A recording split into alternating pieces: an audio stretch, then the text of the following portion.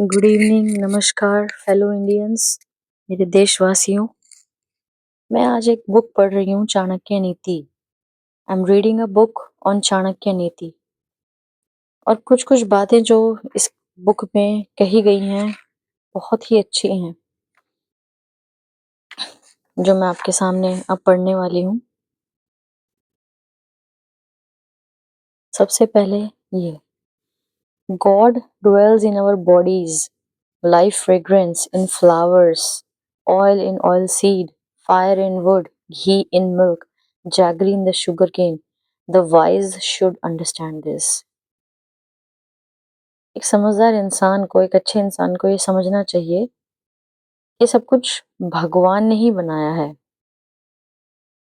जैसे फूलों में खुशबू, तेल के बीजों में तेल, लकड़ी के अंदर आग, घी से, दूध से घी और गन्ने से गुड़, ये सब परमात्मा की ही देन है। कितनी गहरी बात है। हम सोचते हैं कि हम कहाँ से कहाँ पहुँच गए हैं, लेकिन क्या हम ऑयल, तेल देने वाले बीज में तेल भर सकते हैं?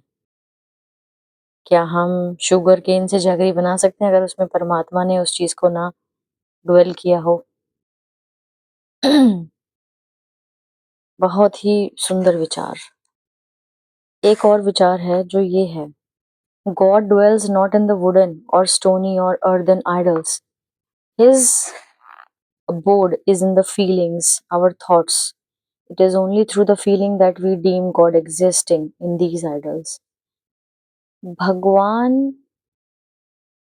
जो है वो नहीं है किसी लकड़ी में, किसी मिट्टी से बनी हुई मूर्त में, किसी पत्थर में, ना ही उनकी कोई मूर्त है। His abode is in our feelings. भगवान की मूर्त किसमें है? जैसे हमारे विचार हैं, जैसे हमारी फीलिंग्स हैं, जैसे हमारे थॉट्स हैं भगवान को लेकर के। इसीलिए हम ये मानते हैं कि जब हम अपने विचारों को, अपनी फीलिंग्स को कनेक्ट करते हैं किसी पत्थर के साथ, तो हम उसको भी परमात्मा मानने लगते हैं। वाह! कितनी प्यारी बात है। एक ये वाली बात,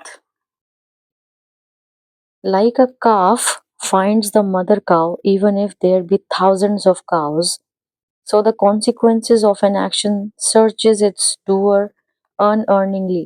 That is, no one can't escape the consequence of an action, do whatever one may. मतलब कि जिस प्रकार गाय का बच्चा इतनी सारी गाय होने के बाद भी अपनी माँ को ढूंढ लेता है, उसी प्रकार जो हमने अपने कर्म करे होते हैं ना, वो कर्म हमें ढूंढ ही लेते हैं और उनका हमें फल अवश्य मिलता है, अच्छा या बुरा, लेकिन वो हमें मिलके ही रहता है। एक आखिरी पढ़ना चाहूंगी। Man himself does action and himself bear its consequences. Himself he roams about in the world and himself gets liberated from the cycle of birth and death.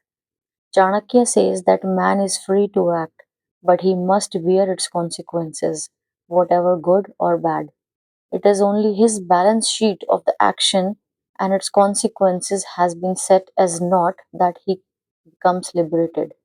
Hence, to achieve this liberation is also well within the control of a man. इसका मतलब यह है कि इंसान जो है, एक मनुष्य जो है, जो भी वो कर्म करता है उसका फल उसे अवश्य मिलता है। उसके पास एक फ्री विल है, वो जो चाहे इस दुनिया में कर सकता है, अच्छा कर्म या बुरा कर्म।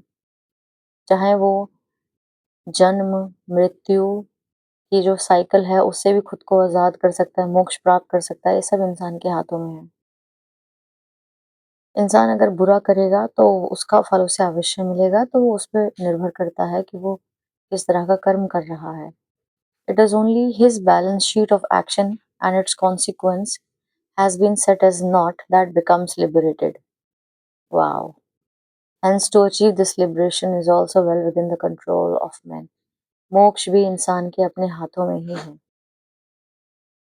खुद को आज़ाद कर देना सोच से, जन्म और मृत्यु के इस साइकिल से।